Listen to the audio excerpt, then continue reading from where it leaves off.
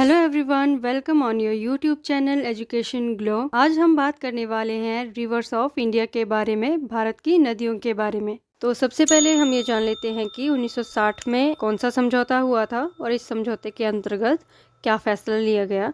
तो 1960 में जो समझौता हुआ था वो ये था कि जो हमारी नदियाँ थी उनके पानी को बांट दिया गया। वो ऐसे बंटवारा किया गया था कि सिंधु, झेलम, चिनाब का 80% जल पाकिस्तान इस्तेमाल करेगा और 20% जल भारत इस्तेमाल करेगा। वहीं दूसरी ओर रावी, व्यास, सतलज का 80% जल जो है वो भारत इस्तेमाल करेगा और 20% जल पाकिस्तान इस्तेमाल करेगा। तो ये था 1960 का समझौता। और सबसे पहले हम पढ़ेंगे अब गंगा नदी के बारे में, जो कि भारत की सबसे लंबी नदी भी है और इसकी लंबाई है 2525 किलोमीटर। इसका उद्गम उत्तराखंड में गंगोत्री से होता है। यह उत्तराखंड से उत्तर प्रदेश, बिहार, झारखंड, पश्चिम बंगाल से होते हुए ये बंगाल की खाड़ी में गिर जाती है।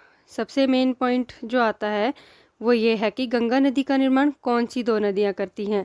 तो गंगा नदी का निर्माण दो नदियाँ करती हैं, वो है अलकनंदा और भागीरथी। यह दो नदियाँ देवप्रयाग में मिलकर गंगा नदी का निर्माण करती हैं उत्तराखंड में।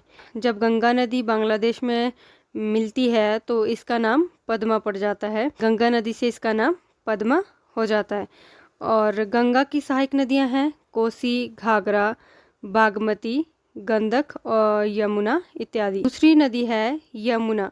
यमुना जो कि गंगा की सबसे बड़ी सहायक नदी है। गंगा नदी से यह प्रयागराज, इलाहाबाद में मिलती है, यानी कि उत्तर प्रदेश में। और उसके बाद यमुना का जो उद्गम है, यमुना का उद्गम कहाँ से होता है? बंदरपुर से होता है। और यमुना की जो सहायक नदियाँ हैं वो हैं चंबल, बेतवा और केन इत्यादि, और भी बहुत सी होंगी छोटी मोटी। उसके बाद आती है ब्रह्मपुत्र। तो ब्रह्मपुत्र नदी तिब्बत के मानसरोवर से निकलती है और तिब्बत में इसे सांगपो के नाम से जाना जाता है। ब्रह्मपुत्र नदी को तिब्बत में सांगपो के नाम से जाना जाता है। यह नदी भारत में कहाँ से प्रवेश करती है? अरुणाचल प्रदेश में प्रवेश करती है। इसके पश्चात असम में प्रवेश करने पर यह एक द्वीप बनाती है जिसे मांजुली द्वीप के नाम से जाना जाता है। यह विश्व का सबसे बड़ा द्वीप है, मांजुली द्वीप। और छोटा द्वीप भी बनाती है ये, जिसका नाम है उमानद। भारत की चौड़ी बड़ी नदियों में गिनी जाती है और इसे बांग्लादेश में जमुना के नाम से जाना जाता है, जमुना कहा जाता है। ब्रह्मपुत्र की सहायक नदियां हैं मानस, लोहित और तिस्ता। तिस्ता नदी जो है वो सिक्किम के दार्जिलिंग से निकलती है। और बांग्लादेश में गंगा और ब्रह्मपुत्र मिलकर मेघना नदी का निर्माण करती हैं। और ब्रह्मपुत्र और गंगा नदी मिलकर सुंदरवन डेल्टा का भी निर्माण करती हैं, जो कि विश्व का सबसे बड़ा डेल्टा है। इसके बाद है लूणी नदी।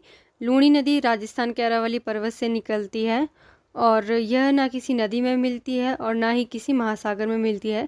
यह अरावली से निकलती है और कच्छ के रण में विलुप्त हो जाती है। अरावली पर्वत भारत की सबसे प्राचीनतम पर्वत श्रृंखला है। और अब आते हैं मध्य प्रदेश से कौन कौन सी 3 नदियाँ निकलती हैं। तो पहली है सोन नदी। यह नदी जो है वो मध्य प्रदेश के अमरकंटक से निकलती है और पूर्व की तरफ बहती है और ये गंगा में मिल जाती है। उसके बाद है नर्मदा नदी। यह नदी पश्चिम की तरफ बहती है और अरब सागर में मिल जाती है। उसके बाद आती है महानदी। यह नदी बंगाल की खाड़ी में मिल जाती है और महानदी पर बांध बना है और वह बांध है हीराकुंड बांध, जो कि ओडिशा में है और भारत का सबसे लंबा बांध भी है। इसके बाद है ताप्ती और नर्मदा नदी। ये दो ऐसी नदियां हैं जो कि कोई भी डेल्टा नहीं बनाती है और डेल्टा के स्थान पर ये एस्च्यूरी बनाती है। एस्च्यूरी होता है ज्वार नदमुख। ज्वार नदमुख यानी कि खारे पानी का इकट्ठा होना, खारे पानी का जमाव। इसके बाद है गोदावरी। यह नदी जो है वो महाराष्ट्र की नासिक जिले के त्र्यंबकम पहाड़ी से निकलती है। यह प्रायद्वीपीय नदियों की सबसे बड़ी नदी है। यह महाराष्ट्र से होकर तेलंगाना, आंध्र प्रदेश से बंगाल की खाड़ी में गिर जाती है।